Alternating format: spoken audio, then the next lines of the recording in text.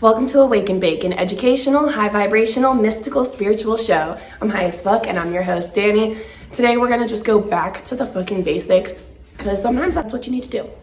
There comes a time in your spiritual journey or your mental health journey where you really are the only one who can help yourself. And I don't mean like don't take your medicine and all that, bitch.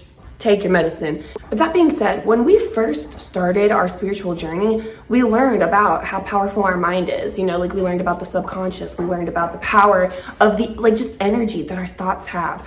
And along the way, when we focus so much on healing, on shadow work, tuning into like our past lives and all that, sometimes I think we can kind of get taken away from like right now, real life, present moment. And I feel like we throw around a lot of like words like be here now, just be present. And it's like, what the fuck does that mean? And how do you do that when your brain is going all over the place, when you're not in a good place, when you're not feeling grateful, when you're not feeling abundant? There's a time and a place for medication. There's a time and a place for shadow work. There's a time and a place for therapy. And then there's also a time where you need to just dig within yourself and use your own power and use your own mental strength and just pull yourself out and just do what you can. Yes, we have all of these gifts and all of these tools that can help us, but we have to do the work too. We have to be strong too. We have to be diligent. It's not gonna be easy just because we're on a spiritual journey. It's actually probably gonna be like a little bit harder, but more rewarding. We talk so much about the divine feminine energy on this channel, and that's awesome, but I wanna talk a little bit about the divine masculine, because that's what I'm using right now to really be diligent with monitoring my thoughts. So step number one is monitoring your thoughts.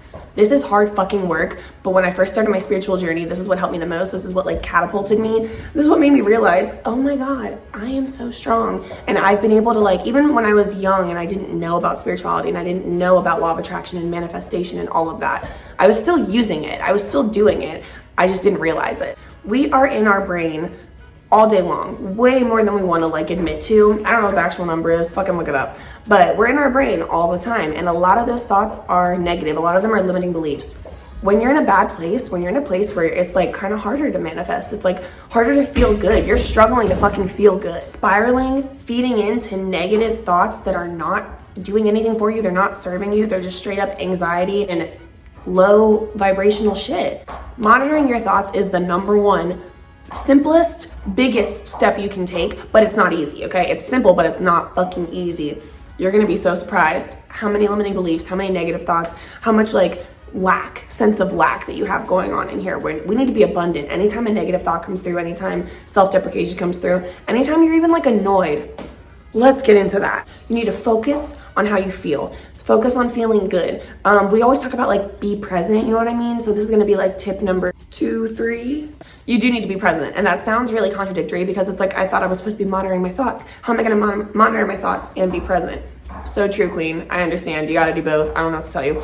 When you're trying to be present though, like what does that mean? I hate when people say, be here now, be present. It's like, explain it. Especially if you're in a good place, then it's like, okay, we get it. But if you're not, really focus on like, get out of your head, get out of there where the negative thoughts are and be here right now. And I know for me, I've been feeling a little bit out of control. So there'll be like, if it's a situation where I can't control like the circumstance, you know what I mean? I can't control the weather, I can't control what we're doing. Maybe we're like running late, maybe there's traffic, da, da, da, da. I'm like, okay, right now, how do I feel? Like asked, do I feel anxious? Okay.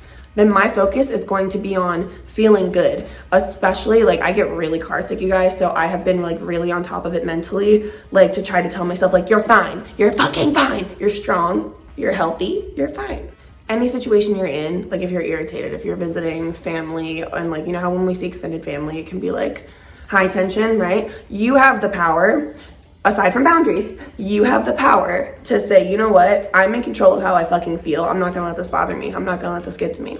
Okay, so 2 and 3, it was like being present and focusing on the feeling. So now my last tip, number 4, is to step into your ideal reality as much as you fucking can right now. If you were someone who was going through like a moment and you were like, damn, I just can't wait to laugh again. I just can't wait to like feel good again. Just laugh, bitch. Force yourself to laugh. Fake it till you make it. Your brain also can't tell the difference between like a real smile and a fake smile. So keep smiling, keep faking it, keep forcing a laugh I've been watching a lot of The Office and like Broad City because that's just like what really does it for me. But honest to God, I don't like to watch TV. I prefer to watch, well, I like reality TV, but it's kind of low vibes and I have to take a break from it right now because since I'm not in a great headspace, then I'm not going to be taking in content like that. I feel like that was a silly example because I was basically like, just laugh if you want to laugh again. But okay, here's another example. I wanted to feel good about myself again. So I started like putting a little bit more effort into getting ready. I lost my hair bonnet, so the curls have been harder to like maintain, but you know, they look good today. Day 2 curls, they're doing good, bitch.